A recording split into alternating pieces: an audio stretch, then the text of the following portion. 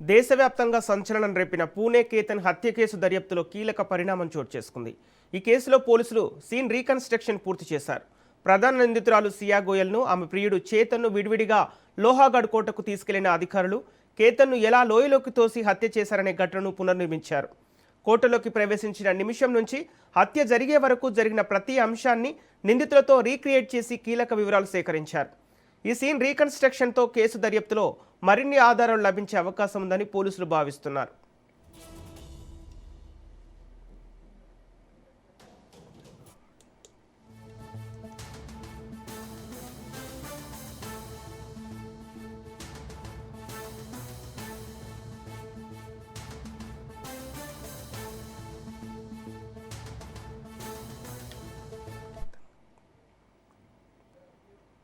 దేశవ్యాప్తంగా సంచలనం రేపిన పూణే కేతన్ హత్య కేసు దర్యాప్తులో కీలక పరిణామం చోటు చేసుకుంది.